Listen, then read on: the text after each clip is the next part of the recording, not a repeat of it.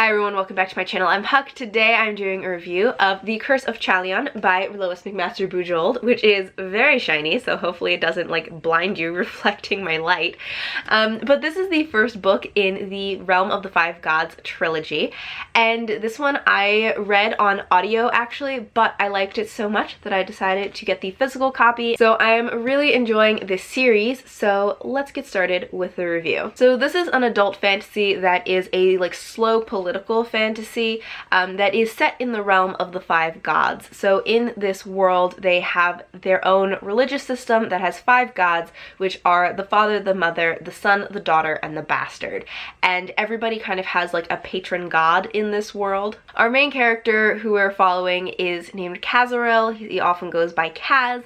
And at the beginning of this book he is about 35 and he is making his way home after a lot has already happened in his life. He was born, I think, from a noble family, but then he went into the army, he went through a war, and then he was captured and sold onto a slave ship. He finally escaped and, as I said, now is making his way back home to re-pledge himself to the realm and the royal family and try to rebuild his life, because at this point he feels like he is returning as a broken man who has nothing to offer, but he is just hoping to kind of eke out a life whatever he can. But when he returns home and presents himself to the royal family to re-pledge his allegiance to them, they assign him to tutor and protect a princess and her best friend.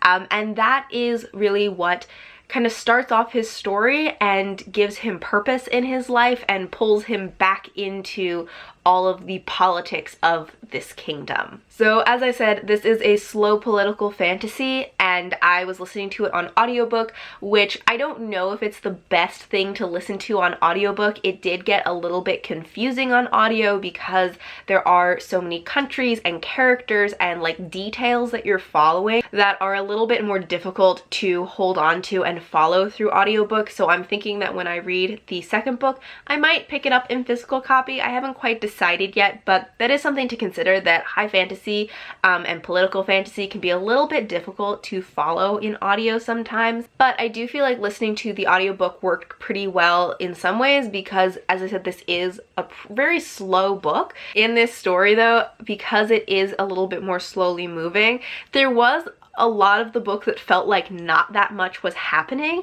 and then it just got to a time where it was like, let's do some death magic. But that is one of the ways in which the elements of the gods get involved in the story. And actually the incorporation of the gods and the religious system into the story, the world, and the magic system is one of the things that I really liked the best about this story, because I actually really love fantasy that involves like religious systems and religious-based magic, but I really enjoy the religious system that is set up in this book and the way that it is incorporated into the story. I think it is like well thought out and well incorporated into it.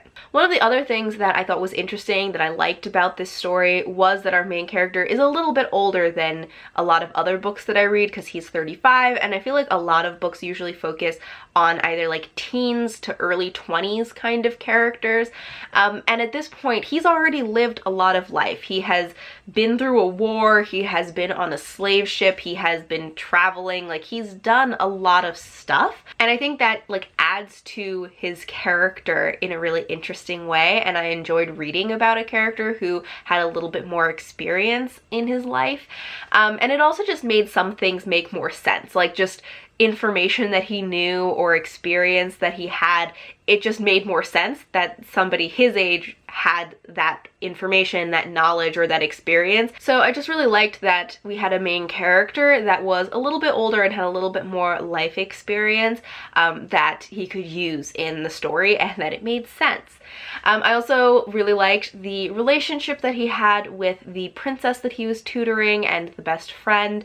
They just have a very sweet dynamic, and he gets to know them and they start to really trust him and they really want to learn from him, and I enjoyed their relationship. There's even a point where they have to like come to his defense, and it's just very sweet.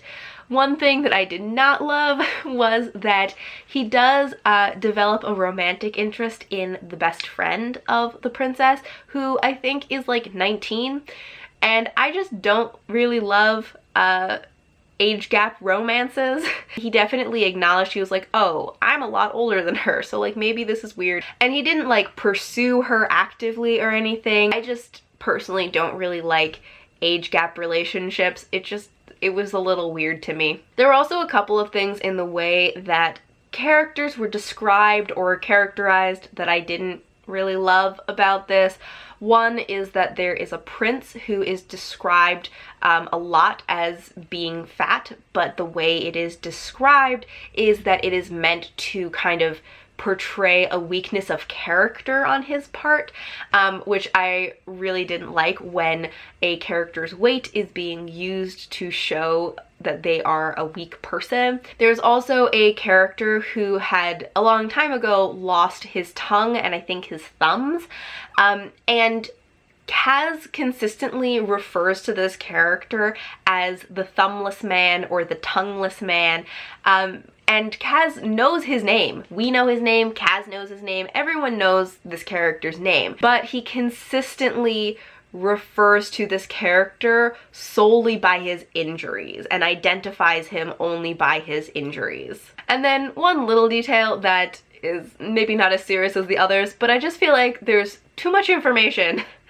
about Kaz pooping blood during this story.